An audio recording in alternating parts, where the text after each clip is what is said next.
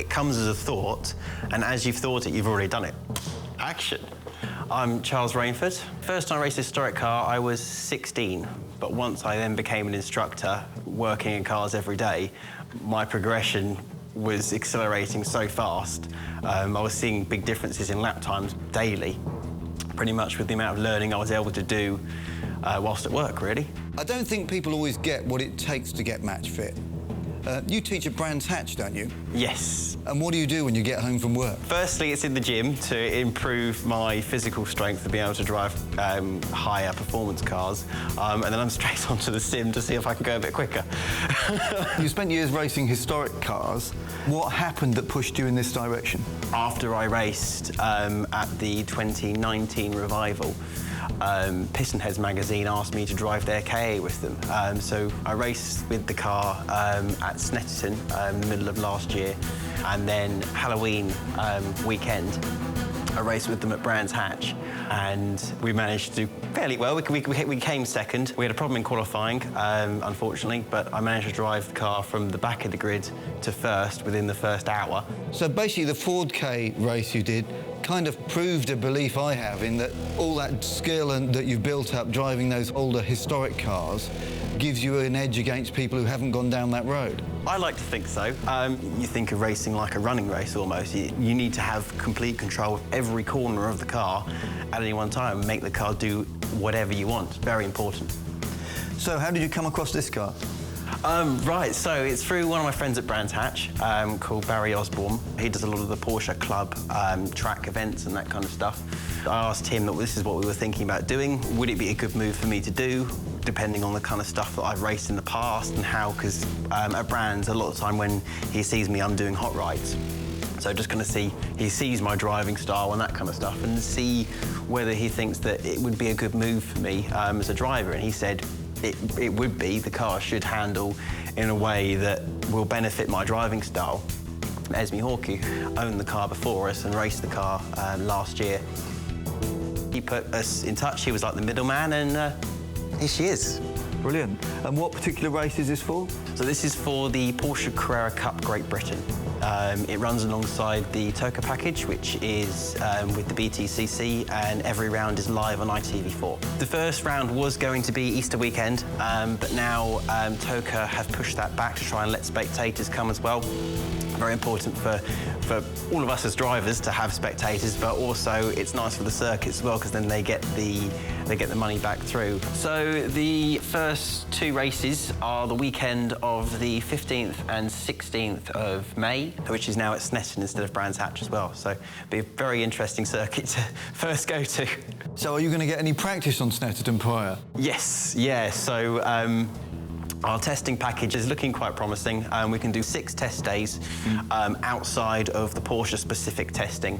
One of the great things about this championship is every driver gets the same treatment, and it's so well backed by Porsche, really. There's a lot of very good rules and regulations in there to make it as fair as possible.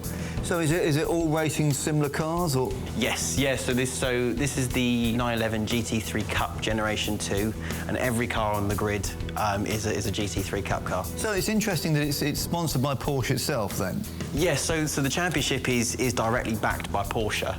It's actually one of the best Carrera Cup championships there are in the world. So from here you would then move up to the Porsche Carrera Super Cup, which runs alongside the Formula One.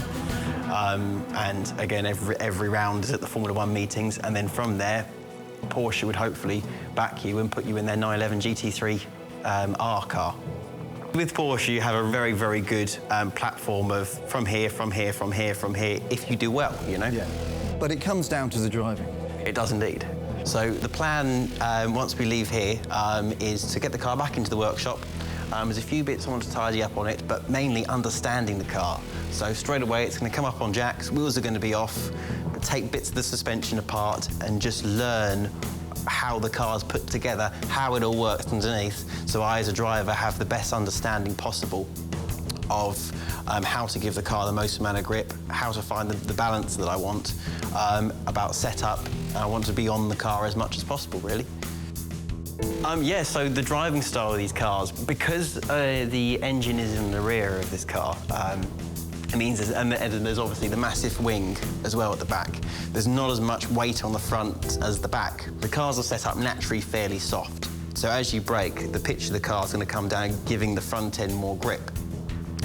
What you would normally do is we do use a technique called trail braking, where we start to ease off the brake pedal and turn the car in at the same time, so we're keeping that weight in the front end and that physical grip in the tyres. With something like this, because it's got less weight at the front, after you've got that pitch and you've got that initial grip in the front, you want to stay on the brake for as long as possible. So there is a point in the corner where you start to apply the throttle whilst you're still on the brake. So you start moving that weight transition around. So the idea is we're trying to give whatever tyre or tyres the grip wherever we want on the car at any one time. That's why balance is so important. I do really love the livery, but it feels like someone else's car at the moment. So I just want to put my own little spin, my own little touch on it. It probably won't change very much, just maybe a few bits here and there.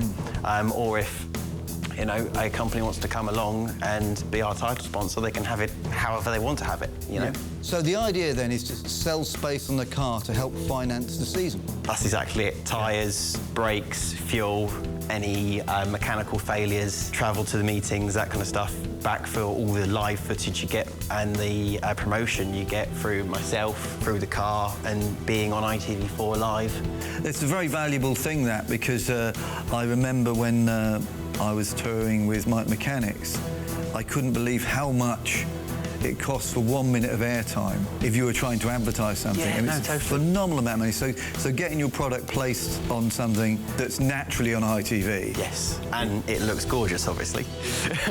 Making the brands look good. And if you do well, they do well. Exactly. Very healthy and happy partnership.